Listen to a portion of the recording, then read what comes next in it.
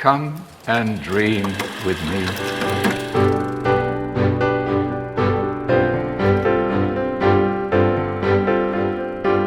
Hello and welcome to What Do You Want to Watch, the Explosion Network's premier media podcast. Every fortnight we get together to talk about movies, TV and online content and help you answer the question, is there anything that Keanu Reeves can't do?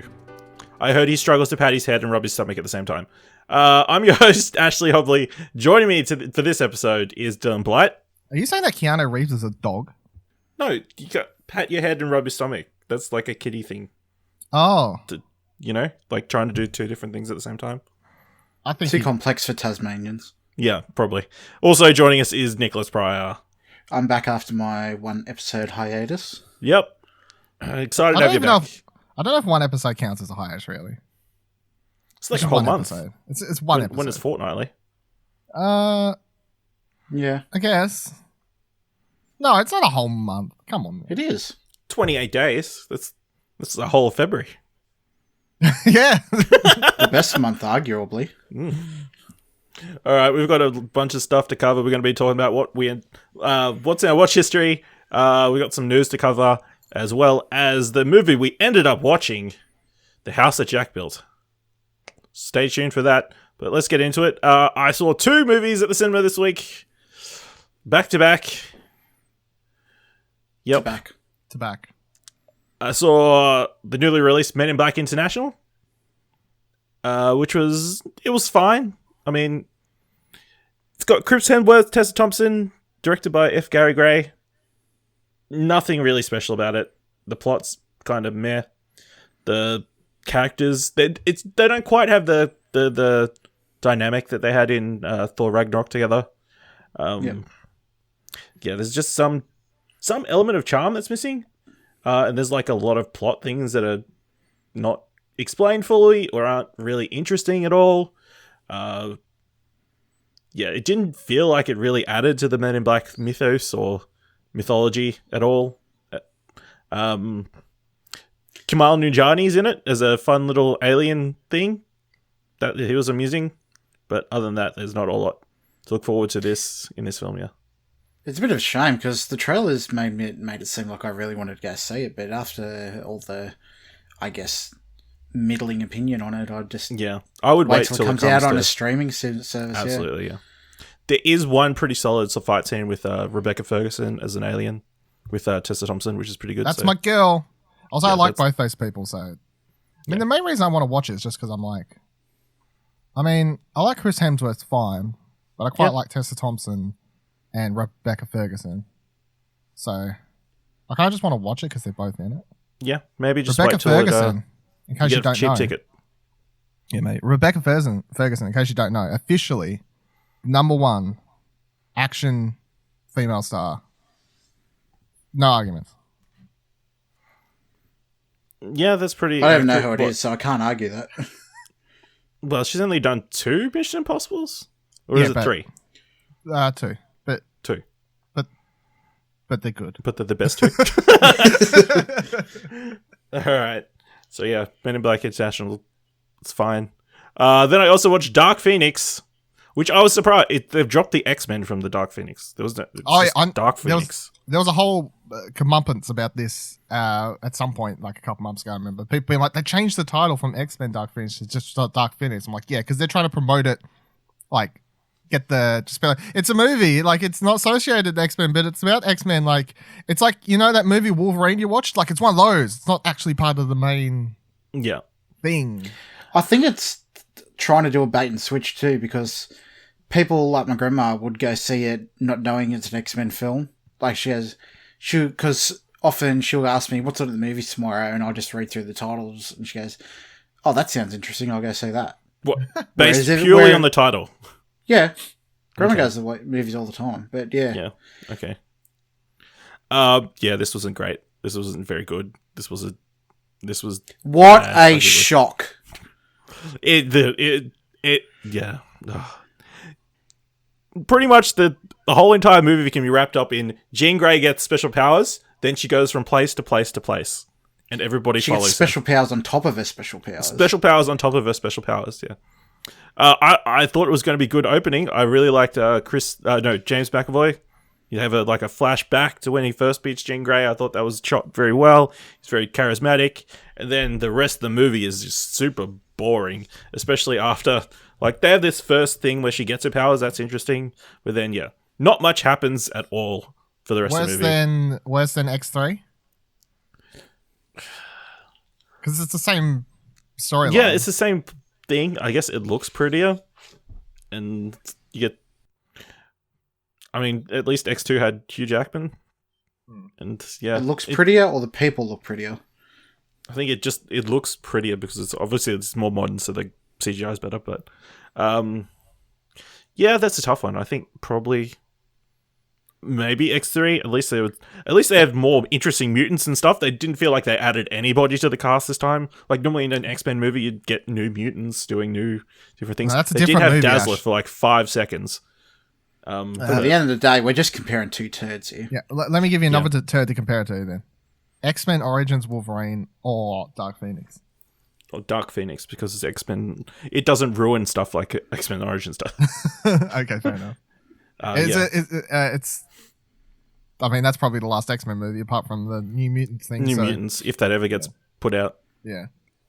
When they get the reshoots done, whenever that's going to happen. I heard they're reshooting the reshoots. Yeah, I think so. Changing the title to Old Mutants because it's been so long.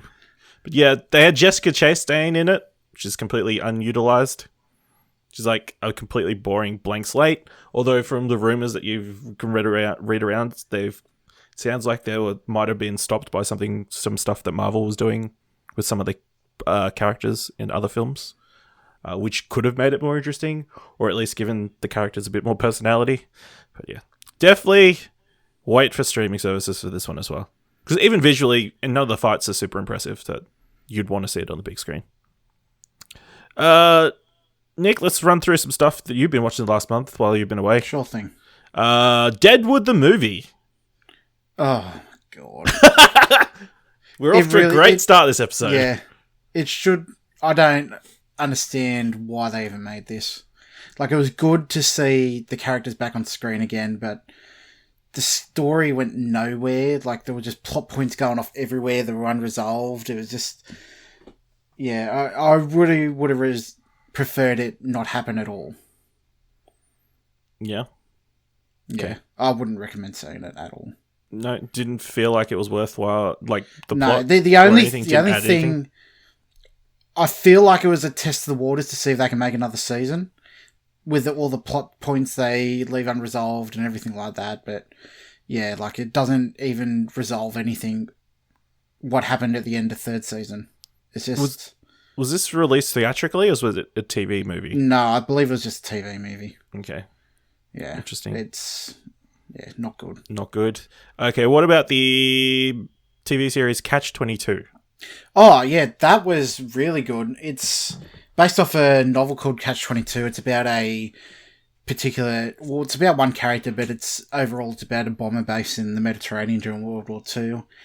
And at its heart, it's kind of like an anti-war message, but it's just really wacky and weird. It's I don't even know how to explain it without having someone to watch it. I think if you like that period or just strange kind of TV shows to watch it, it's only 6 episodes, so it's good to get through. But yeah, I definitely recommend watching it. And it's got Hugh Laurie, Was that what's George his name? Clooney? Yeah, George Clooney. I forget the other actor's name. It's Cole Chandler. They're all really good acting in it. It's on Stanley, isn't it? Yeah, it's on Stan, yeah. It's a Hulu show, I believe, in the US. Yeah. Cool. What is Mr. In-Between? Mr. In-Between is an Australian FX show that's oddly enough really popular in America, apparently, but it's a show about an Australian guy who's a strongman / hitman, and just him trying to deal with his friends, trying to get a relationship going, his ex-wife, his kids. It's almost kind of similar to Barry in a way, kind of him trying to balance his two lives and stuff, but it's lots of Australianisms too, with real strong Australian language and just cultural references, I guess, which would, I guess, happen in an Australian show. But it's another short 6-episode series. It's like 22 minutes an episode. It's real good to binge. Cool. And then you also watch Murder Mountain, a documentary series about something. Yeah, I watched 4 episodes. It's about Humboldt County with the illegal weed growing and them transferring to legal weed and intertwined with a murder mystery and how people just go missing all the time. I got inspired to watch it because I played the latest episode of Life is Strange. It was fine to dip my toe into it. Like, I wasn't entirely wrapped up into it. Like, if I hadn't played it, I don't think I would have sat there and watched it, but it's good to get a kind of context for what I had just experienced in Life is Strange. Cool. All right, well, the last thing I wanted you to talk about is Chernobyl. So, obviously, the whole miniseries has come out. You and Dylan watched all of it. Yep. Did it live up to the early episodes? Not great, not terrible. Just, okay. Sorry, that's it's a meme from the show. Oh, okay. Yeah, no, it's probably one of the best TV shows I've ever watched. And it's another short 5-episode thing too, which, off on a tangent, I think I am liking the short episode series like Barry and Mr. In Between and this and that, because I feel like it's a lot more manageable for me going into those shows that I can just knock them out and move on to something else, as opposed to like a show with 22, 24 episodes and 5 seasons in. It's just not as overbearing for me to get into as well. Yeah. But yeah, like the acting in this show, like if this doesn't sweep every award that it's nominated for, it's, yeah. And I believe it's the highest rated show on IMDb now, I think. I think so. Unless it's dropped, I believe. Yeah. It has. Yeah, it's absolutely phenomenal. I agree with everything. That was just, I don't know if it's my favorite. It's not my favorite show of all time or anything like that. I wouldn't say it's my favorite, but I reckon it's the best. I mean, it's a mini series, so it's hard to compare it to shows that can have, like, Breaking Bad, Sopranos, and these other things I have in my top 5 where I'm like, they're a lot longer. They have chances to have mediocre episodes compared to 5 very tight episodes, I guess. But as a mini series, it's definitely one of the best I've ever seen, if not the best. And there's no way anything else comes out this year that's gonna beat it for me. I highly doubt it. I mean, something could. We'll have to wait and see. But at the moment, I'm like, there's no way something can come out and be better than this. It was just the most enthralling, well put together, shocking thing that I can remember watching quite some time. I wouldn't stop talking about it either, to the point where I got not only my brother but also my mum and dad now watching it, because I wouldn't shut the fuck up about it. Every week after every episode, because I started watching it. I caught up at episode 2, so then episode 3, 4, 5, I was watching it week by week. And after every episode, I'd be like, oh man, Chernobyl this week. Man, shit's fucked. Like, have you seen this shit? Like, you know, it's like... I couldn't stop talking about it, so yeah. I'm just waiting for the deluge of all the executives in their boardrooms going, cancel every fantasy TV show we've been making. We want natural disaster shows now. But there's all those fucking Instagram influencers that are... oh, yeah, that's quite weird. Oh, my goodness. On the opposite end of the spectrum, there was that Harold Sutton thing that Andrew Bolt wrote where he accused it of lying and spreading propaganda about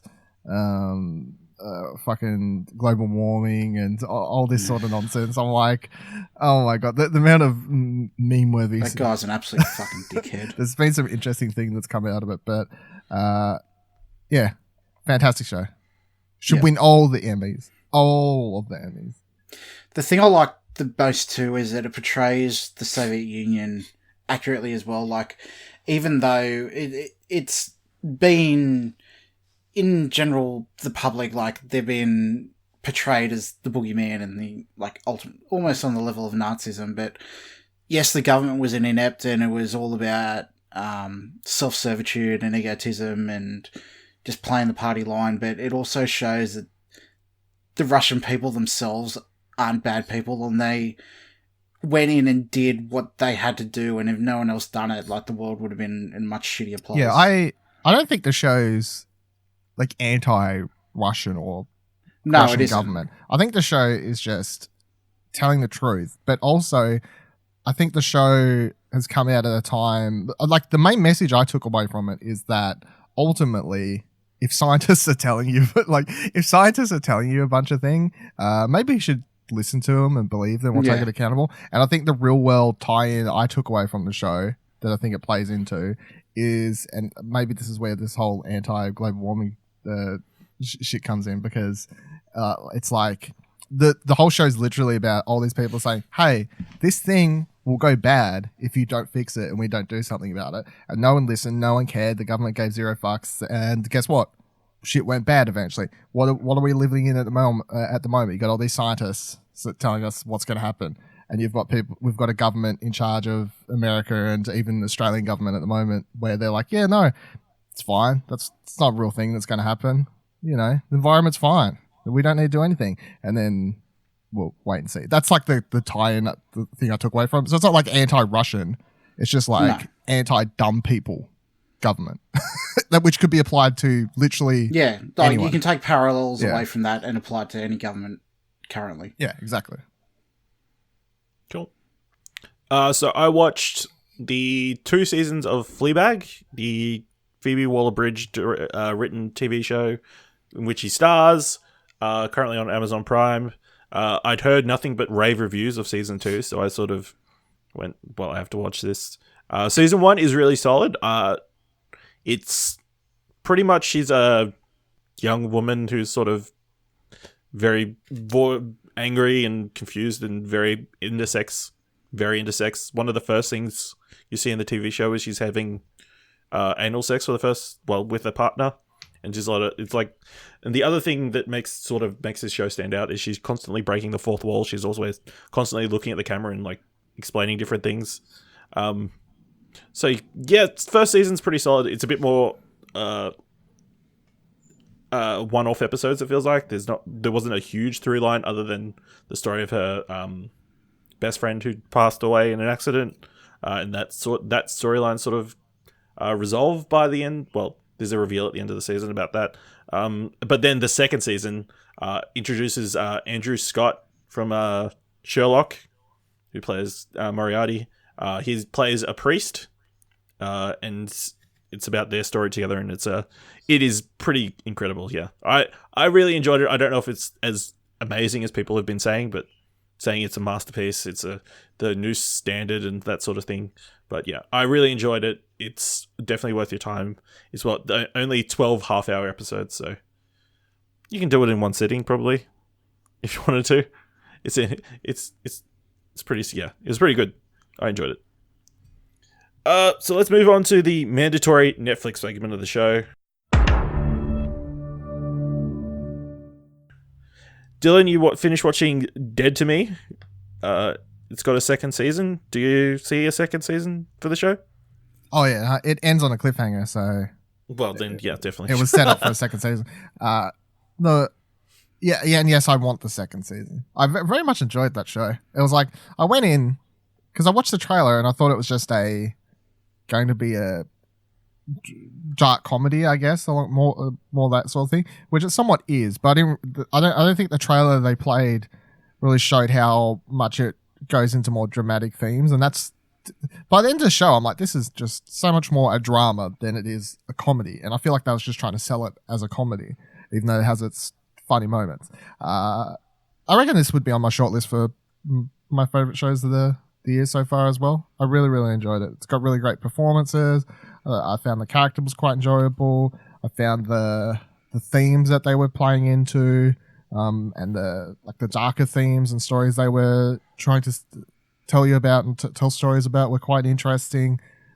Be that to do with like dealing with loss or whatever else, without going into spoilers. But yeah, I'd highly suggest it. And it's also 10 episodes, but they're only half-hour episodes, so it's not like it's not 42 minutes or an hour-long episodes or something. It's only half-hour, which made it quite bingeable, or just, I did like half the season, then half the season later kind of thing. It's very good, though. Yep. Linda Cardellini is very good. Yep. Yeah, I'll definitely I think I watched the first episode, so I'll definitely have to go back and finish the rest of it. But I went and watched the newly released third season of Designated Survivor, the first season that's being produced or made exclusively for Netflix. 24 season 13. Yeah, kind of. The first thing I noticed is they're allowed to swear now. Oh. And they swear a lot. Like, it feels like unhealthy amount of swearing. Like, it's like, yeah, we can swear, so we're going to swear a hell of a lot. Like, yeah, it's really jarring, I feel like. Like, yeah. That was me when I hit 16. Yeah. Fuck you, Mum! Yeah.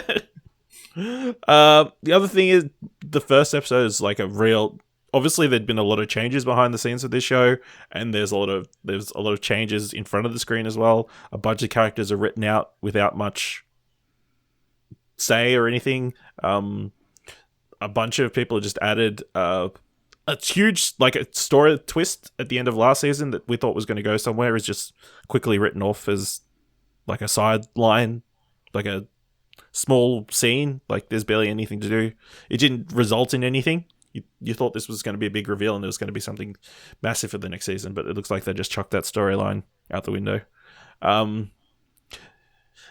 Overall, it's pretty solid. It's nothing super impressive. There are a bunch of things that sort of irk on me. I feel like this is like... I know we've got Dylan here, but it feels like this show is trying to be super SJW because they have a bunch of like documentary things that they shoot every episode, which have people talking about different issues and stuff. Like... And every single episode has got a hashtag in it. What? Yeah. Yeah, all the episode titles are hashtag something. So, like, the first called hashtag the system is broken and hashtag slippery slope. So, it feels like it's trying to be nuanced and edgy and modern and that sort of thing. And it just comes off a bit of try hard, I think. I will say, though, I think you're describing it, saying it's trying to be more politically motivated than previous seasons. Is that what you're trying to say? Because I find when this covers everything. When people are like the show or the movie or the game is trying to be SJW, I'm like, I think what's that mean? What Ash is trying to say is that they're trying to do it not in a genuine way. Yeah. Because So at the end of every they're episode, doing they say it- they've got these documentary things that have been filled not for the show that they've included. So what are they from then? I don't know. They got documentarians to go out and shoot these different things, I guess, for maybe like stock footage or something. What are They're they using it. I don't cover know then? exactly. How's this work into a show that's about the president being trying to be killed or something? Because they show him a mobile phone with people saying stuff, so then they can use it. I'm quite confused. Yeah. They also introduced a transgender sister-in-law. I think that's what it was. Yeah. Like halfway through the season, it's a big scandal for a while, and then they do a bunch of stuff with that. But I think she plays her role very well. I believe she is a proper transgender actress, so I thought that was handled pretty well. But other than that, yeah, it's fine. I think it's definitely coming back for a season 4, which I'll probably end up watching as well. Why would they buy it for one season if they... Yeah, that's true. Yeah. Yeah. Although I did see the Netflix release their schedule for next month. Designated Survivor 60 Days is coming. The fuck Korean adaptation. Oh my god. Yeah, so that's a thing. I'm surprised, yeah, that was being promoted as a thing. Obviously, Korean dramas must be a big thing on Netflix for them. That seems to be constantly appearing on the service. I also watched The Chef Show, which is just John Favreau. And what's the chef? Roy Choi going around and just cooking. They just decided to start cooking and then they started filming it. That's pretty much the story of the thing. I think the show sort of caught headlines because of the Gwyneth Paltrow thing. Yeah. Where she says she didn't realize she was in Spider-Man Homecoming. That's She a thought very she was funny just doing clip, in Avengers. case you haven't seen it. That She's is very just- funny. She's just like, no, I was in Avengers. And John Favreau just like stops what he's doing. He's like, it was Spider-Man. But yeah. I haven't watched this yet, but I plan to because it's basically just real life Chef, the movie, which John Favreau did from the looks of it. Sort of. I mean, they just cook and just talk about stuff. Yeah, They sounds good. do go out to a restaurant with Robert Downey Jr., Tom Holland, and the Kevin Feige and the Russos, and like just talk about some stuff. So that was amusing to watch. But then it's just like a basic cooking show. They're like just cooking food. I mean, if you like cooking food, it's good. They do a dedicated episode to the food of Chef. Nice, that's what I want. Cook the No, 'cause- pasta and stuff. Have you watched They that cook movie? beignets twice. Have you watched Chef?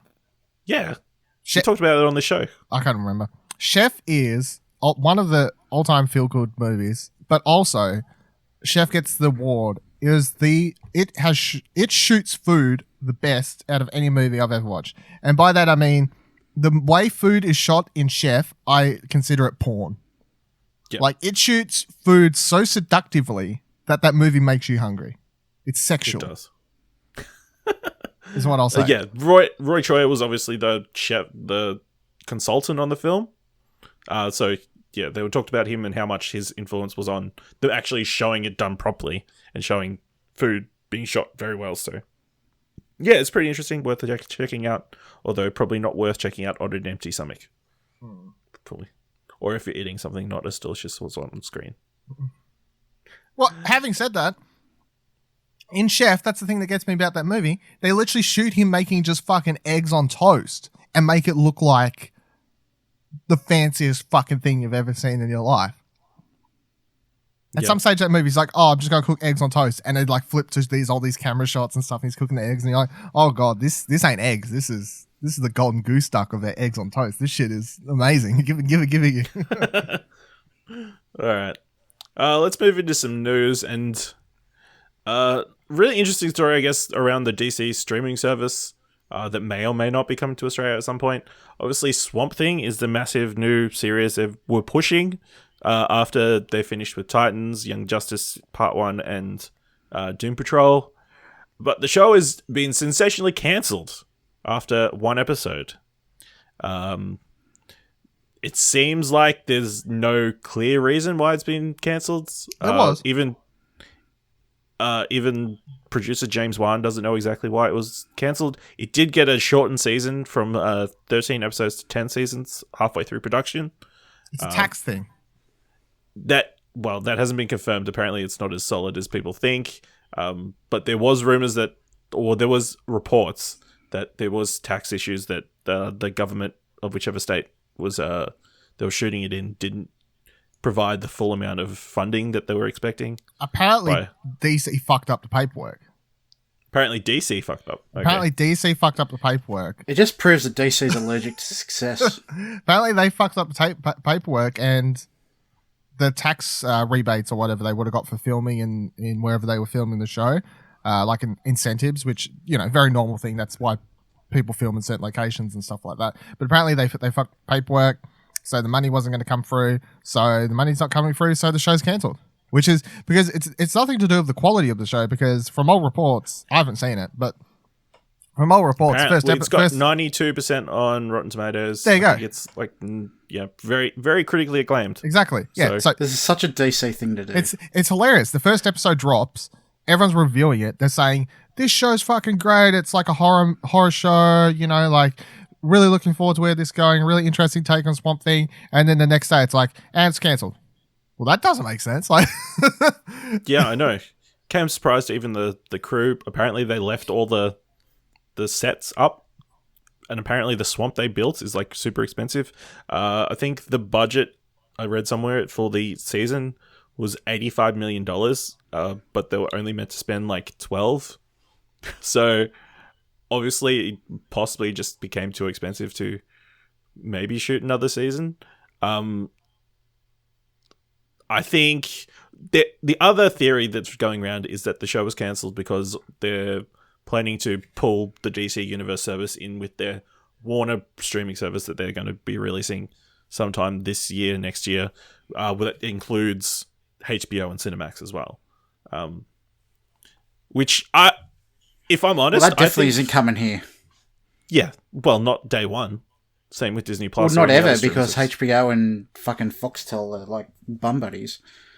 Well, they could just not include the HBO stuff in the Australian point, version, like they do with all the Netflix stuff. You don't get everything the US version does. But I think it maybe Swamp Thing could move over to HBO. I mean, the show could be saved. I mean, if it's a big budget show, that seems like a good place to put it. But does this make you want to watch or not watch Swamp Thing more? I'm not watching or less. Well, if they can tell a cohesive story and not leave it open-ended, I'll watch it. But if it's I'm not going to get invested in something that I know I'm not going to get. It's going to be experience of. open-ended because they thought they was coming back to do a second season. So I was really excited to watch this too because this was arguably the DC thing that I wanted to see. But yeah. They fuck it up. Yeah, I was really interested. I'm not going to watch it now because I'm not going to get invested for one season knowing that it's cancelled after one season. No, thank you. I also find it quite hilarious because I listen to a lot of Collider podcasts and stuff, and DC's been promoting. DC's paid them to do ads like the past month or so. So ever since this news has dropped, but because they've still got a deal to like push ads on their shows, I guess. So every one of their podcasts starts with, check out the DC thing, Swamp Thing streaming now. And I'm like, it's so funny that they still have to keep pushing these ads, even though the show got cancelled after one episode. It's like the worst timing ever, but yeah. Does something only running one season turn you off it? I mean, if even if it's critically acclaimed and said it's brilliant, you still wouldn't watch it? I mean... No, there's a difference between... It's the same reason I won't start reading Game of Thrones, because I know there's not going to be a conclusion. There's a difference between... Obviously, I'll watch something if it's one season, but it's like, if someone says, hey, I'm going to start a 7-book series. They release one book, and then they get the funding cut for the last 6 books. I'm like, probably not. No, because... Like time is limited, you know? Do I want to get invested in something where I'm not going to actually see the end of the story? No. I go watch something else. You get the end of our story. But will I? Can you guarantee? That's the thing. Well, I don't know. We won't know till the last episode obviously comes out. Yeah. I don't want to risk. I'm not risking my time. If someone comes out and they says, hey, there is a slight cliffhanger that leaves it open, obviously, for the stories to continue. But season 1 has a contained story arc that does finish by the end of the first season. Maybe at that point I'll reconsider it and might want to watch it. But if they're like, it's just, it just leaves it open. It leaves heaps of storylines open. It barely wraps up anything by the end of the first season. No, I don't want to watch it. No. Okay, well... Just depends. I don't know. I find it interesting because obviously...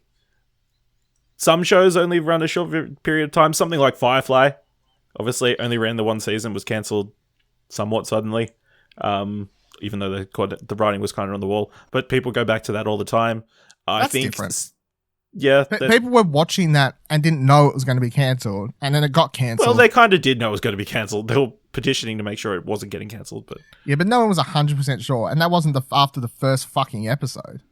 This is literally like, here's the first episode. And by the way, this show's ending. That's true. That's so weird. It's the worst promotion. Okay. You're a fan of Terminator Sarah Connor Chronicles? Am I correct in remembering that? Yeah, that wasn't announced to be cancelled after one episode. Yeah, either. Would you recommend people go see that? Even though it ends on a cliffhanger? No. I mean, hold on. Let me put a preface. If someone comes to me and they're a big Terminator fan and they're like, oh man, like the new Terminator movie shit, I wish they'll just make a good Terminator movie. And I'll be like, hey, have you watched the Sarah Connor Chronicles? And they're like, no. I would say go watch it. But they're asking for something good Terminator related to watch. If someone comes to me and says, hey, I'm looking for a TV show to watch, I'm not going to suggest the Sarah Connor Chronicles. See what I'm saying?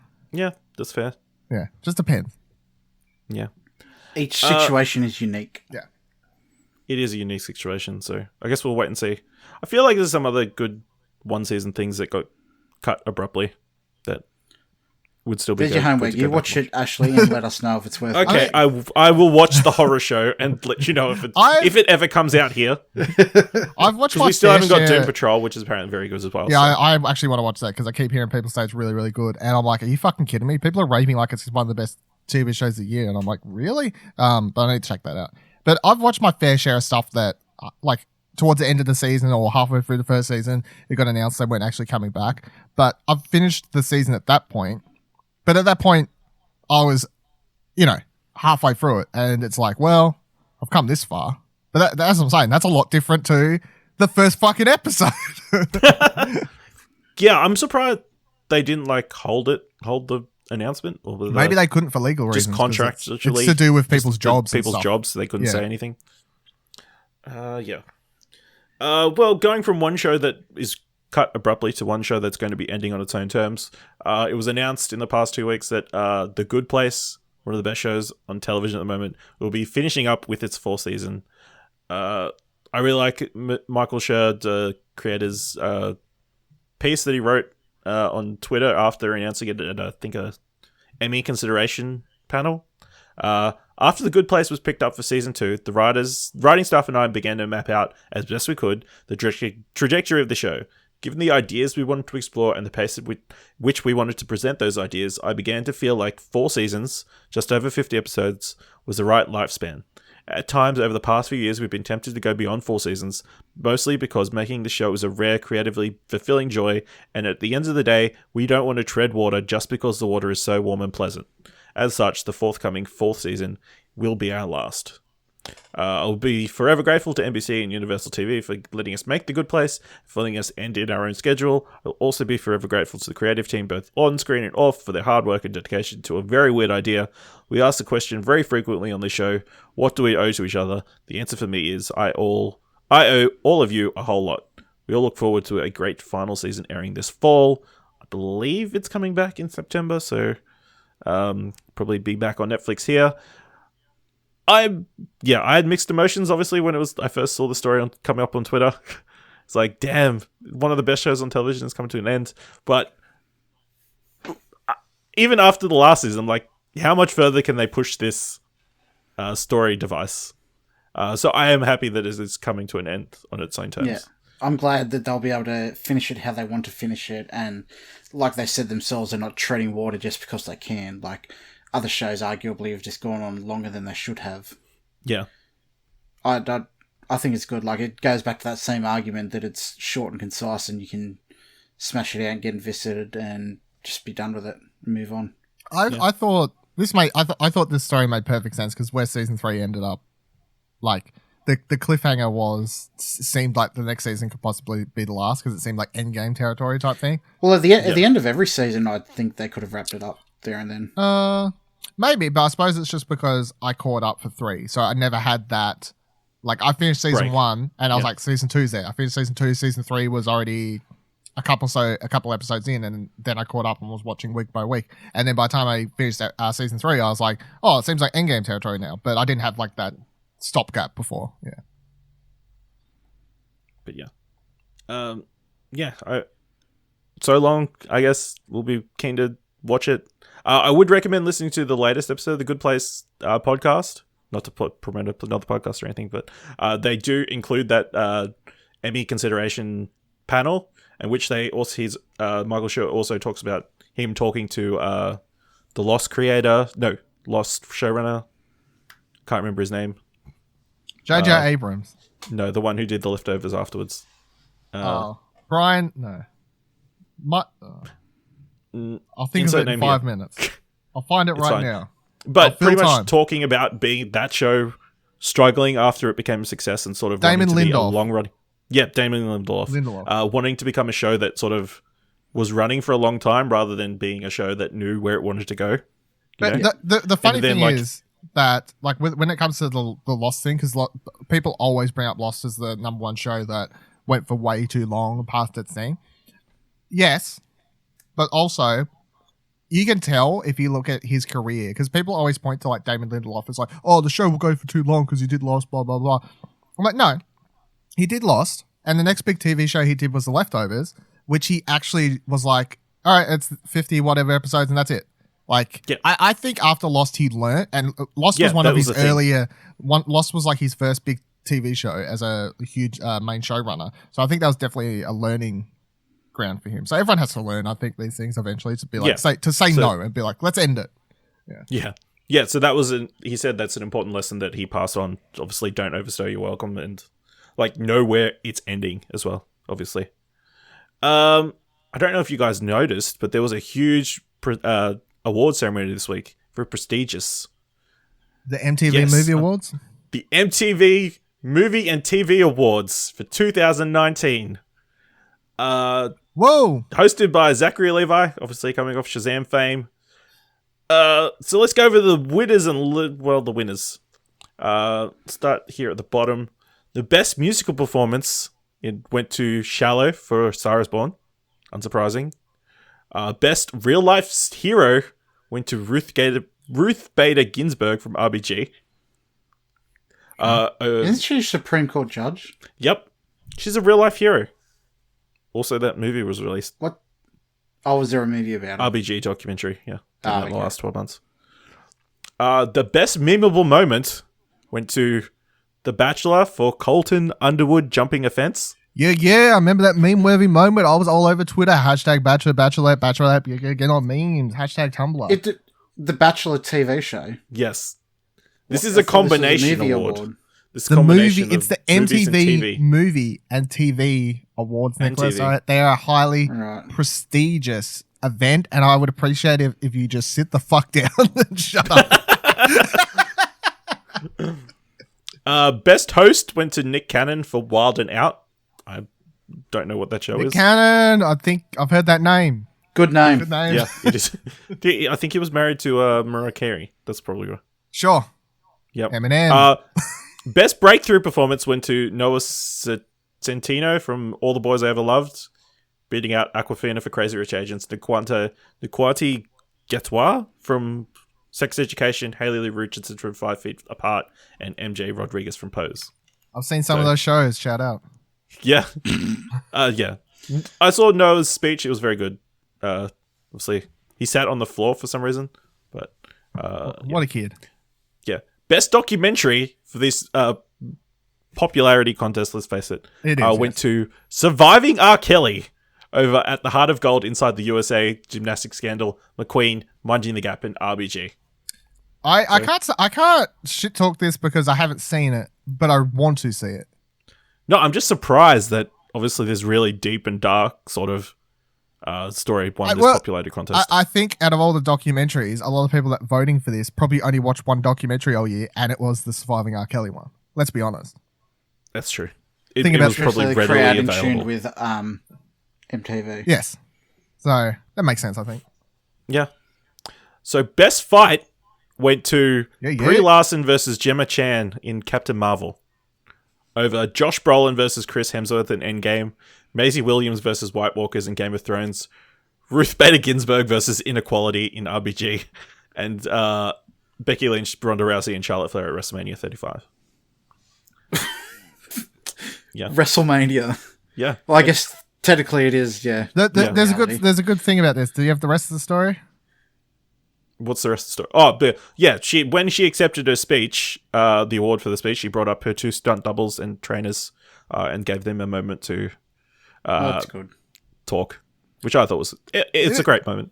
It's very good because it's like best fight. It goes to the actor that only filmed close-up shots Yeah. of the whole thing, and that was it. So yeah, exactly. The stunt people should come. I thought that was a good moment. I love because I saw this. Someone posted this video, and I saw it on Twitter.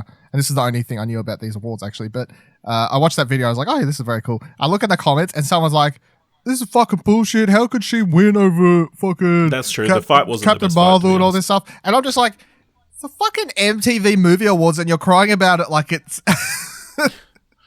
It's true. It means something more. Yeah, come on.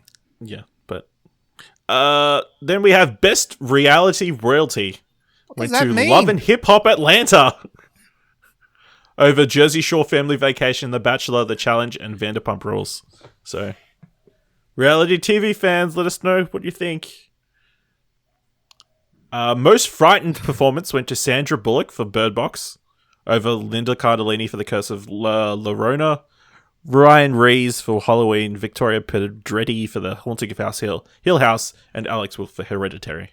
That's surprising. Sorry, what's the award called? Most frightened performance. Most frightened. Yeah. What I would call it best frightened. Yeah, whatever. Best kiss went to Noah Centino, whatever, sorry. And Lana Condor for All the Boys I Ever Loved. Yeah. Best villain went to Josh Brolin for Avengers Endgame. Not surprising. Over Penn Bagley for You, Jodie Comer for Killing Eve, Joseph Finesse for The Handmaid's Tale, and Lupita Nyong'o for Us. Obviously, that was a clear standout. Some had to would be say, him. I would argue, no. Really? Who would you? Well, I would pick a lot of the others. I think if it was Infinity War Thanos, that would be a more respectable pick. That's true. That's actually a good point. I think Thanos in Endgame doesn't really practically a non-factor. He's really a non-factor at that point, exactly, until the actual last part of the movie. So I would argue no for this. If it was Infinity War, though, different movie, different argument. That's true. Then we have Best Hero, which went to Robert Downey Jr. for Avengers Endgame. Clearly an award for his past work over Brie Larson for Captain Marvel, John David Washington for Black Klansman, Maisie Williams for Game of Thrones, and Zachary Levi for Shazam. I think it should have gone to Black Klansman. What? Was it hero or superhero? Best hero. Oh. Yep. Why wasn't Ruth Bader Ginsburg nominated? I don't know. She was number 6. Best comedic Australian Game Awards where you nominate 80 things for one award. Yeah. Don't know. Best comedic performance went to Dan Levy from Schitt's Creek over Aquafina from Crazy Rich Asians, John Mulaney from Big Mouth, Marsai Martin from Little, and Zachary Levi from Shazam. That's an odd category. Yep.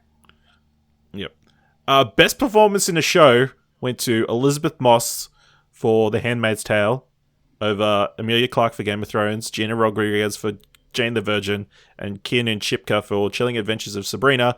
And the 5th nominee apparently was removed because of allegations. Who was the 5th nominee? Jason Mitchell from The Chi. Apparently. Don't know. He's been dropped from a bunch of things because of a bunch of abuse stuff. So, but yeah, Elizabeth Moss, I imagine she's the winner. Surprising to win over the other 3 people in that category who are probably more of the target demographic for this show. I don't actually know. I don't know if Handmaid's Tale hits what demographic in America though, because I don't know where it airs over there or like what time or. I think it's a Hulu show. Oh, okay, so yeah, maybe Hulu. They all have kids have Hulu, so yeah. I suppose. Kids have the Hulu. Kids have the Hulu. Yeah. And then is it really a show you want your kids to be watching though? Yeah, because it teaches them about the America they could approach if they don't vote Trump out and preach him. Could backfire. Yeah, they could I want this future. Handmaid's Tale is probably from the white episode males 1. It's very much keen. like this show's being made now for a reason. So yeah. And then Lady Gaga won Best Performance in a Movie over Sandra Bullock for Bird Box, Lupita Nyong'o for Us, Rami Malek for Bohemian Rhapsody, and Amandla Stenberg for The Hate You Give. Not surprising, yeah. Then we come to the last 2 categories. The best movie went to Avengers Endgame over Black Klansman, Spider-Man Into the Spider-Verse, To All the Boys I Loved Before, and Us. Spider-Man was obviously robbed, and Avengers Endgame is obviously riding on the wave of people going to see that movie. I would expect no other movie to win the MTV Movie Awards. Yeah.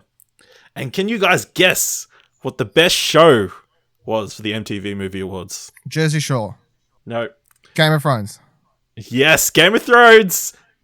This They're the incredibly same. popular series that everybody clearly loved. Ashley won voted for this. over Big Mouth, The Haunting of Hill House, Riverdale, and Schitt's Creek. So there we go. The definitive answer: Game of Thrones season 8 is good because it won best show at the MTV Movie Awards. Did this award show matter to you guys at all? Did it ever matter to you guys? As you can probably tell, I have been riveted and been invested in this whole segment. I'm glad that we have thrown all credibility out the window for this show. No, I don't care about the MTV Movie Awards. I wouldn't have blinked at it twice until you brought it up on this show. Jeez, yeah. I used was to like 14, you know? Yeah, when I was younger, it was good, but now it's just a thing that happens on a channel that I don't watch. So, but yeah, that's that. Last story. Apparently, there's going to be a Spice Girls reunion, guys. All 5 Spice Girls are going to be part of a new Spice Girls animated movie. Produced by Simon Fuller and written by Karen McCullough and Kiwi Smith. Apparently, it's come to fruition thanks to the efforts of Paramount Animation president Muriella Soria, who announced to The Hollywood Reporter that the group had an idea that they've been developing, and that they are very involved in the process. How do you guys feel about the Spice Girls, and will you see the animated film? It's not going to happen because how many fucking reunions, get-togethers have they announced and Posh Spice has just never shown up? No, apparently she is on board. That's the headline. No, she said she's been on board before. She's not showing up. This is not happening. All she has Like, to it's do is somebody show else up in to a do her recording voice. booth and record some lines. Yeah, and she's still not going to fucking do it. No, I think She's been on yeah. their tour at the moment, though. No, she hasn't. I thought she No, has. she- Not I from what think I've it's only reading. been the 4, I Oh, believe. okay. I thought it was all of them, like read. No, apparently they announced they come to Australia one night, and then the next night, like, no, we're not going to Australia, which is weird. But I What are loved you the gonna do? Spice Girls movie as a kid, so I'd watch it. yeah, I'd watch it out of intrigue. When it's not happening. But yeah, as Nick said, it probably won't happen. But if it does happen, I'll watch it because I have that attachment to the movie from when I was a little kid. Because it came on TV one night when I was like 8 or something, I don't know. And I remember watching it and being like, this is the best thing ever. yep. I was in the Spice Girls fan club when I was like 5. It was the first CD I ever owned was Spice World. Interesting. It also says it will include some brand new Spice Girls songs as well as a few classics. So this could be a new like twist on the recent trend of artist musicals. This is the new Bohemian Rhapsody. No. They No. stay forever the same age. They can play No. themselves. No. All right, let's move on. It's been a while since we've done this segment, ladies and gentlemen. It's Which Would You Rather Watch? If you've never heard this segment before, we go to the movie website, flickchart.com. It gives us 2 films. We have to pick which one we'd rather watch. If we haven't seen one of them or both of them, whichever ones we haven't seen get added to our list of shame, which is extensive and may be mostly because of me. All right. Before we start, I just have to laugh at the first choice, and it says some movies you wish you hadn't seen. Yeah. Yeah, thanks, Flickchart. All right, let's start. First up, we have The Incredible Hulk versus The Mummy Returns. The debut of Dwayne The Rock Johnson on the big screen, I believe. The Incredible Hulk. The Mummy. Probably The Incredible Hulk. I've got a soft spot for that movie. I really enjoyed the Mummy movies when I was younger. So did I, but Yeah. I had to pick one. All right. We have Charlie and the Chocolate Factory, the one directed by Tim Burton, versus The Simpsons movie. The Simpsons. The Yeah, Simpsons. Simpsons. I think The Simpsons movie is pretty solid. Would you like to talk name? I don't really remember it that much. other than Spider Pig. Does whatever a Spider Pig does. Yes. Next up, we have Batman Forever and Knocked Up. Knocked 2 up. very similar moves. Yeah, probably Knocked Up. I remember when I saw Knocked Up, I didn't really like it, but it was a long time ago, so I don't know if it held up on a rewatch. I've but watched it in- about 50 times. In this moment, I would pick Batman. In this moment, you're wrong, but that's okay. All right. Next up, we have Quantum of Solace and Toy Story. Toy Story. Seems an Quantum easy of one. Solace is one of the worst Toy James Story. Bond movies. And that's saying something. There's some stinkers in there. Yeah. It's not even entertainingly bad. No, it's hard to watch. I just want to make note that you just skipped past it without asking me or I yourself. assume you just said it. That makes. But I would pick Toy Story. Yeah, that's what I thought. I thought you were. You said because it's such a stinker. But yeah. Next up, we have South Park, Bigger, Longer, and Uncut versus Being John Malkovich. I haven't seen Being John Malkovich. Oh, I would Oh, have picked it. so would I. What a weird movie. Very much so. South Park, Bigger and Longer and Uncut versus Night at the Museum. We're all picking South Park. Night at the I Museum. don't know if it's because of recency bias, because I haven't seen South Park for a long, long time, but You're both going Night at the remember- Museum. yeah, Whoa. it's a fun movie. It is. It is, yeah. I don't think South Park holds up, to be honest. The movie. Okay. Starship Troopers versus Friday the 13th. I haven't seen Friday the 13th. I'm unsurprised, but yeah. I haven't seen it either, actually. Starship Oh my Troopers God. versus... Oh wait, no, well, that's the Jason one. Yeah, it's No, Jason. I've seen the first Well, one. Yeah. spoilers. The first one doesn't have Jason in it. Yeah, well, yeah. the Jason franchise. Yeah. We have Starship Troopers versus Willy Wonka and the Chocolate Factory. Willy Wonka and the Chocolate 1971. Factory. Yeah, Willy Wonka. Willy Wonka. Even though I really, really like Yeah, but Starship Willy Wonka's a Troopers. classic. Yeah, it is. It's one of my is. favorite Yeah. movies. It's good when it actually gets to the Chocolate Factory, though. Excuse me? Shut your The dirty first horns. hour and a half that they spend getting there is not great. Yes, it is. It just takes It forever. shows the desolation. We all want to that see he the lives Chocolate in Factory. and how It's a much of a chocolate big deal factory. it is. All right. Next up, we have The Karate Kid from 2010, starring Jackie Chan and Jaden Smith, I guess. I haven't seen the versus Karate The Kid. Da Vinci Code. No, me either. And I don't plan to, so get fucked. Have you guys seen The Da Vinci Code? Yes. Yes. And I've read the book. Who hasn't seen the Da Vinci Code? It was a worldwide fucking phenomenon. You couldn't escape it. Exactly. Yeah. Catholics. Come on, Jesus Christ. Harry Potter and the Prisoner I of remember Azkaban. there being boycotts for the Da Vinci Code. There was. movie. The church was boycott, saying Yeah. it was the devil and all this sort of stuff. I remember everyone believing it was real. Fuck, I thought it was real. I was like 12 when it came out, and I was like, is this shit It makes legit? sense. Yeah, it makes It's sense. unbelievable. I read the book, and I was like, this is... I mean, it could be true for all we know. It could be. It was the first first thing I ever taught me about the Masons and all that sort of shit. Freemasons. Yeah, for So Da Vinci Code versus Harry Potter and the Prisoner of Azkaban. Harry Potter. Harry Potter. I would pick the Da Vinci Code only because if I watch Harry Potter, I have to watch them all. What's wrong Where with if I'm that? just sitting down to watch the one movie, it would be the Da Vinci Code. That's true. Which That's one fair would you enough. rather? No, whichever. That makes his reasoning makes sense. All right, whatever the reasoning needs to come to. Next up, we have Enter the Dragon and Back to the Future Part 3. I haven't seen Enter the Dragon. I don't know if I have seen it. I know I've seen a few, but I don't know if it was that one in particular. Is that the one where Chuck Norris gets his chest hair ripped out? Fuck, nothing else would be that. No, I don't think it is. I don't think it is. Next up is Back to the Future Part 3 versus Everyone Says I Love You. I haven't I have seen that. not seen that. I've not even fucking heard of it. Stars. Julia Roberts, Drew Barrymore, We're scraping the bottle in the barrel here. and a Baldwin, I think. I can't read the poster. And A a Baldwin. Couldn't even be related. It could be Oh, Adam here we go. Baldwin. Men in Black versus Back to the Future Part 3. Men in Black. Men in Black. Men in Black, yeah. Coincidentally, I watched that the other night as well. I didn't mention it before, but Oh. it doesn't look the greatest, but it's before still or pretty after fun. number 4? After, Okay. yeah. I needed a palate cleanser after the movie that we ended up watching this week. So, next up, we have Blade Runner versus Zoolander. Let me ask you a question before we pick. When it says Blade Runner, can I Yeah. pick which edition I'm watching? No, theatrical cut. Whichever edition, I don't Is there rules to I this? don't even know what cut I've watched. So Is there rules to this? Well, go to the search and see if director's cut comes up. Because if it doesn't, all right, hang on. then it could be any version. I'm going to say theatrical. If it's theatrical, it changes my answer. I don't mind the theatrical cut, to be honest. No, I hate it. That's why I hated the movie the first time I watched it, and I watched the director's years later. I'm like, I like this movie now. There is no theatrical cut. There's no director's cut, so it's just the one film. All right, so we're picking then. So I'm going to pick it as if I'm picking to watch the director's cut.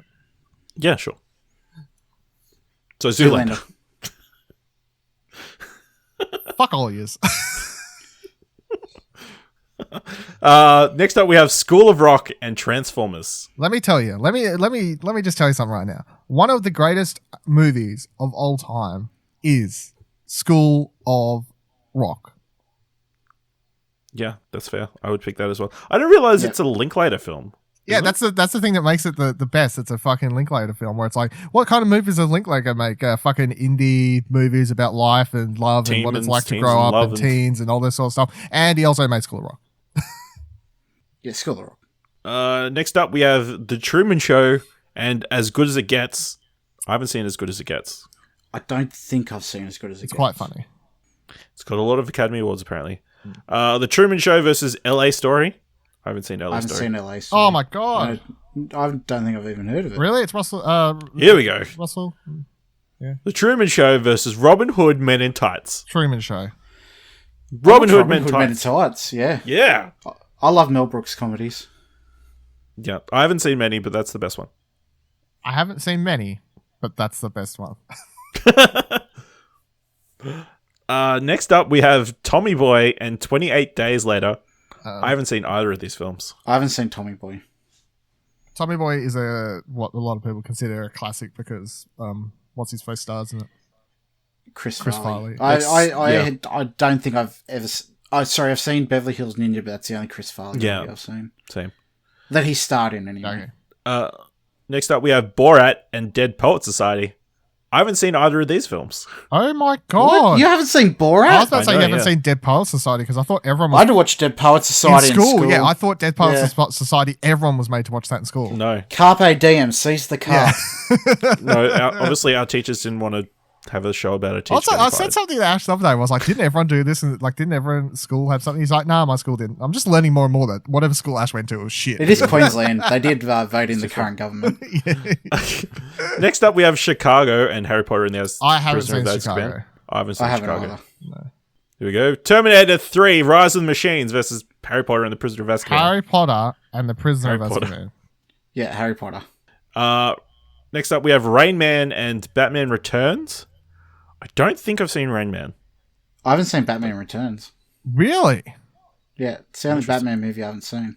Oh my god, you're know. missing out on classic Danny DeVito. Goodfellas versus Knocked Up. Goodfellas. Goodfellas. Yeah, probably Goodfellas. What's so funny, Ashley? You think I'm a funny guy? It's fucking funny to you? A little bit. Next up, Little Miss Sunshine versus Sneakers. I have no idea seen what Sneakers. Sneakers is. Me either.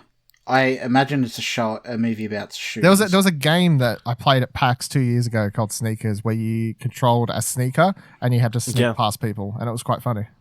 But yeah, that's not this. Little Miss Sunshine versus Night at the Museum. I'd pick Little Miss Sunshine. Little Miss Yeah, Sunshine. so would I. Such a cool twist. Well, amusing twist at the end. Terminator 3 versus South Park. Bigger, longer, and uncut. South Park. South Park. Yeah. Even though I don't really remember it, I'd rather watch that over Terminator 3. Picking between two. Here we go. bastards. X-Men The Last Stand versus Little Miss Sunshine. I mean, here we go. Little Miss Sunshine. Just coincidence. Flickchart is listening to us. Yeah, it must be. Oh yeah, Little Miss Sunshine. It's not even a choice. Interesting one. Godfather versus Gladiator. The Godfather. I'd choose Gladiator. It's been a long time since I've seen The Godfather. Yeah. Probably watch Gladiator again. Are you not entertained? You're just like pulling memes from every. Harry Potter and the Prisoner of Azkaban, which come up again, jeez. Versus the 40-Year-Old Virgin. 40-Year-Old Virgin. Harry Potter. I think Yeah, it's I'd my probably watch favorite Harry Potter. Avatar movie. My funniest thing, a little side note, I watched this like 40-minute Seth Rogen interview the other day, and in it at some point he talks about how Steve Carell didn't like doing that movie much, and because he says like he really didn't like the crude humor, and then Seth Rogen points out that ever since he did that movie, Steve Carell never did a movie as crude as that ever again. If you look at his career, Yeah. he's like, my character in the movie and Steve Carell's character in the movie were actually like how we was in real life. Next up, we have The Terminal and Daredevil from 2003. The Terminal. I haven't seen Terminal. Oh, you should watch it. Really? That's a It's fantastic yeah, I think it's movie. underrated somewhat, to be honest. Okay. Yeah. Interesting.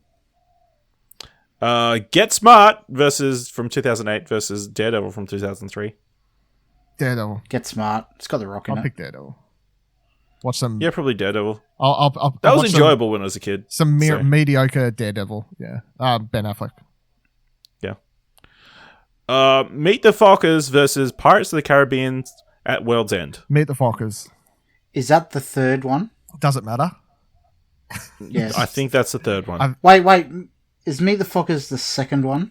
Yes. Isn't there only two?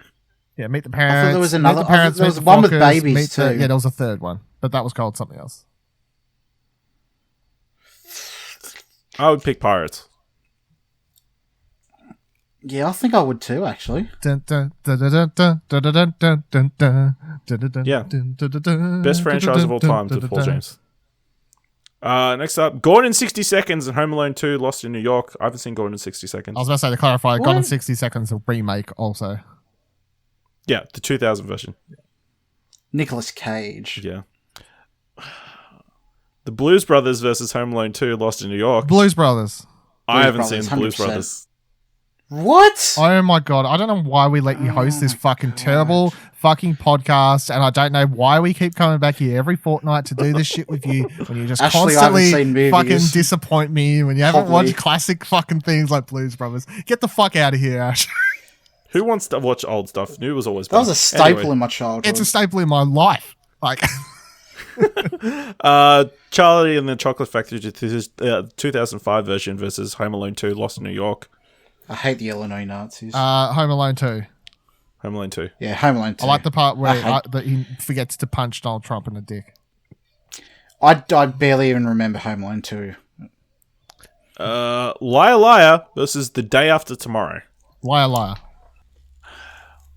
I kind of really enjoy The Day After Tomorrow. Yeah. I don't think I'm going to go Day After Oh Tomorrow. my fucking god. I'm going to have to go Liar Liar, though. Yeah.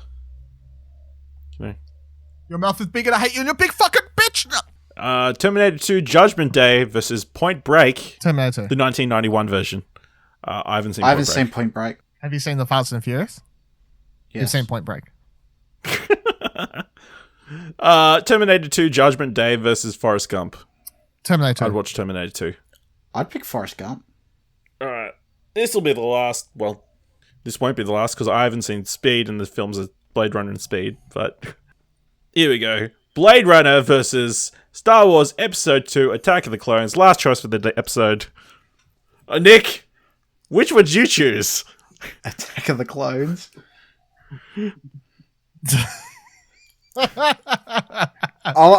I drew Blade Runner to watch it, but it's not a movie I just want to watch all the time. Where if I was presented with this choice, it would be Episode 2. I think we tackle the questions differently, but I'll still pick Blade Runner because It's what would you rather watch, not what you think is the better movie. But Dylan would prefer to watch the better movie.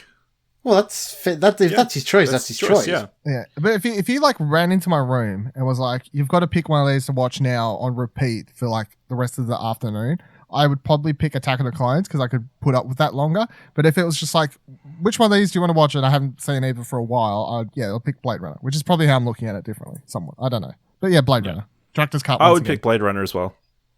Purely because I know I'm going to watch Attack of the Clones later this year when we relaunch Alderaan Explosion in ahead of the Star Wars movie at the end of the year. All right, that brings us to the end of that segment. Let's move into what did we end up watching. Nick, what did we end up watching this week? The House That Jack Built. Some people claim that the atrocities we commit in our fiction are those inner desires which we cannot commit in our controlled civilization. So they are expressed instead through our art. I don't agree. I believe heaven and hell are one and the same. The soul belongs to heaven and the body to hell.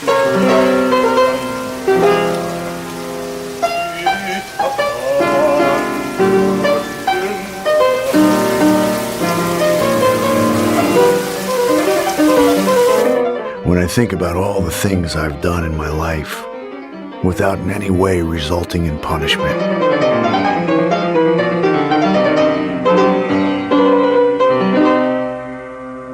Directed by Lars von Trier. It stars Matt Dillon, Bruno Franz, I think his name is. Gans, yeah. Uma Thurman and a bunch of other people show up in it. Yep. Tells the story follows Jack, a highly intelligent serial killer, over the course of 12 years, and depicts the murders that really develop his inner madman. Can I just say before we jump into this that I haven't watched this movie, right? Yep. But I have watched Lars von Trier movies before. So going into this movie, I knew what I was in for, and I feared for Ash. I didn't want to say anything because I remember asking him the other week. I'm like, "Have you watched the movie yet?" And he's like, "Nah." And I thought about being like, "Well, just so you know, it might be fucked up."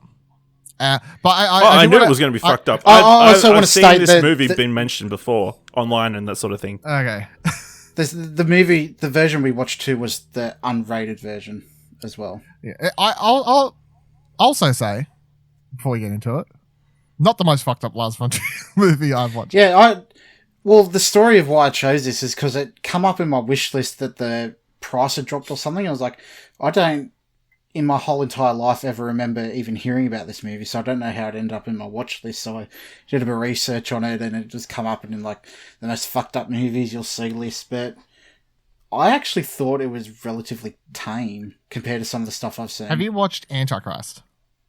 I have not. Because if you were to ask me one of my like top 5 most messed up movies, Antichrist would probably be the top 3 for sure. One of the most messed up fucking films I've ever watched, and that's a Lars von Trier movie. Yeah, the only thing I've seen from Lars von Trier was like Nymphomaniac, the first 20 or 30 minutes of Nymphomaniac, and I turned it off. Dogtooth is his most famous one or whatever. Yeah, I want to go see Antichrist because I like Willem Dafoe, so... It's a movie. Yeah. Well, so is this. Yeah. All right, get into this then. I want to hear Ash's first thoughts, to be honest. Yeah, I want to hear Ash. Like you guys, I thought it was going to be way worse than it was. It was pretty... especially from all the stuff I saw. Yeah, everybody... I've seen people online saying it's terrible, it's a disgrace to cinema, it's... I do, for a certain extent, understand why people would say it's disgraceful from cinema, because it's terrible. It's so boring. Barely anything happens the entire film. It's just a bunch of scenes where he's just standing around looking menacing-ish. And then it just sort of goes into some existential meaning thing that doesn't seem to matter at all. It's hard. Well, it does if you know what he's referencing Dante's Inferno, or whatever the actual book is. I don't know if that's comedy, like Dante Alighieri. Okay. I don't know, and I thought that was the thing. Is this is what makes it interesting? And I don't know how much we're going to spoil the territory by talking about this, but I thought by the end of the movie that was highly obvious. But I'm finding it interesting that Ash didn't click onto that, which makes me wonder if it's not highly. Well, I've never read or looked into Dante's Inferno, so that probably doesn't help. Yeah, maybe I don't know. Like I felt like out of a lot of these sorts of movies that the ending was quiet. It wasn't. I really, really, really loved the movie. I thought you only gave it a 6 Sorry, or not something. the movie, not the whole movie, but the ending. I really enjoyed. I really liked the ending as well. And I looked online, I saw a lot of people hate the ending, and I quite liked it. I think it's a lot to do with the not understanding what it was meant to be. Yeah. Because if you don't know what it is and what's coming up, like it just comes completely out of left field, and you're like, "What the fuck is going on?" Yeah, definitely. The whole movie. Here's the thing about this movie is we read it. You know, story follows Jack, a highly intelligent serial killer. Blah blah blah blah blah. I feel like you can watch the trailer, possibly read the synopsis, and go, okay, cool. So Matt Dillon plays a serial killer. I'm going in to watch a typical serial killer horror movie, and this movie is nothing like your typical serial killer horror movie at all. It is, in my mind, I have it similar to American Psycho. Yeah. Well, they're both movies that are about more than just the killings. They're about why he's killing, and I guess that's the thing. Like, and there's also interesting subtext that could lead to why people hate it. There's lots of I don't know what the proper word would be, like Nazism type imagery and stuff that are hinted at. I mean, at one stage, Hitler's plane brought up and shown on the screen at one stage. But then also it's like, I took it somewhat as Lars von Trier's tackle of his own work, or like his own look at like humanity through his own work and stuff. And that's very obvious at the point where he literally shows, and slight spoiler, literally shows like a bunch of his own movies flash across the screen at some point in the middle of the movie and show you a bunch of his stuff. So then I'm like, it's like 5 short films intertwined. It's like a vignette kind of thing. They've got these intermissions where Matt Dillon... 6, arguably. Yeah, I guess. They've got these intermissions between all of the killings where Matt Dillon's character, Jack, is just talking to this other character, Verge, which you don't really know what the deal is until later in the movie, what's going on there. And it's just exploring the killings, and it's really... But then it's like, it's not really exploring the killings, it's exploring deeper stuff than that. As a character kind of thing, it's like if you're not clicking onto and being open to taking in what that stuff could mean, it's just going to be very, very boring, I feel. Yeah, it's a subtext film, 100% a subtext film. I think there's also points where it's actually quite funny as well. There was especially when he has the OCD in the second that killing. second after he killing kills was her. the funniest one when he goes up to the woman's house. He's like, "Can I come in?" She's like, "Can't see a Sorry, badge." let's go into spoilers. Yeah, yeah. I really thought a lot of the actors played their part really great. Like Matt Dillon was so convincing as Jack, I found, and especially the mother of the two kids. She was just so emotive and expressive with her face and just the way she acted with her body. Like I think it Sophia was great. Grad Yeah. or something. Yeah. And then Well, she spoilers probably of had the most to do out of all the people who got killed. I mean, Uma Thurman yells a bunch. Yeah. Yeah, that's true.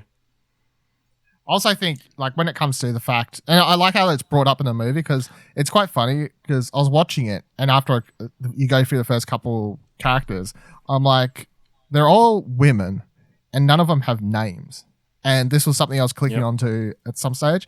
But then pretty much 10, 15 minutes after I started thinking about the fact that they were all women without names, which I was finding bad, I guess. Like, I was like, it's interesting, bad, potentially, that the fact that this movie is just not even giving these women characters names. But that's brought up in the movie, and Verge is like, you're telling me about these women. Like, do you enjoy just killing the women kind of thing? So, yeah. I find it's like it was self-aware of what the audience would be potentially even thinking about watching it, I guess. Yeah. I think it's also told from his perspective where, I guess, imperfect narrator, where in his mind they're not even considered people as well. Yeah, he's just talking about animals. Yeah, exactly. Yeah. Yeah, like especially the allegories he was making towards hunting the woman and her kids, like ethical hunting and Yeah, that was what I was talking about before when I was saying it was very, that seemed like very Nazi stuff inspired, that particular scene, I thought, and stuff to do with the kids.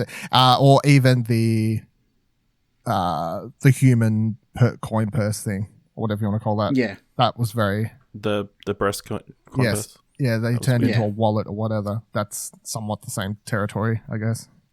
Yeah.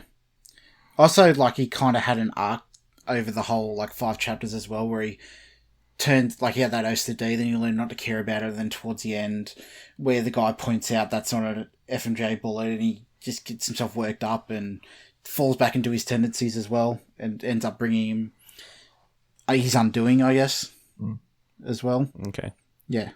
And I like the image, also the imagery in the last sequence and the reveal that he's recounting his descent into hell down through the levels, and even just like when they're on the boat crossing the river, that's just like a complete recreation of a famous painting of the whole thing.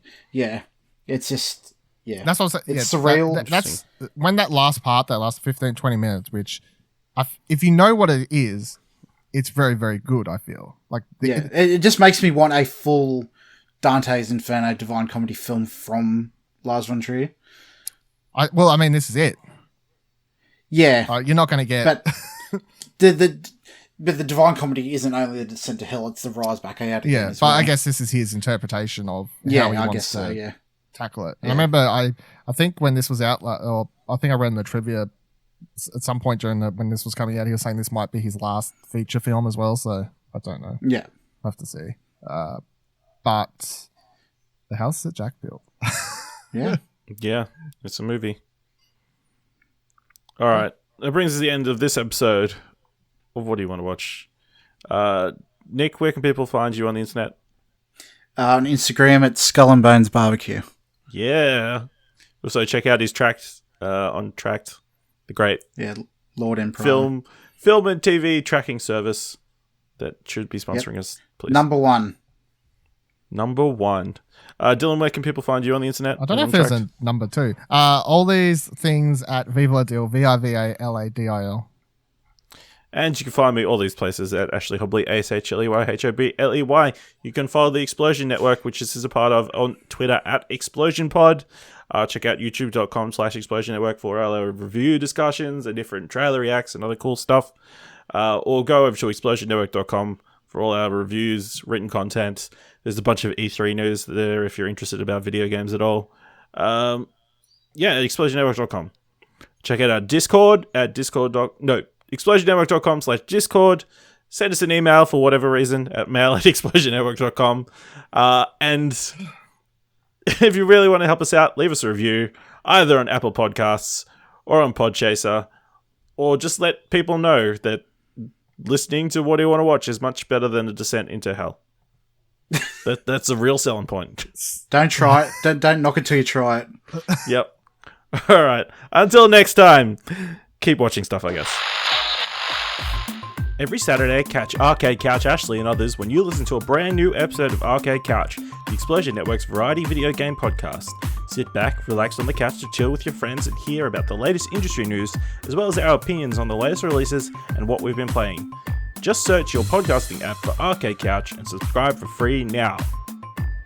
Hashtag Physical Media Forever. Hashtag Physical Media 2038. Hashtag Cuties.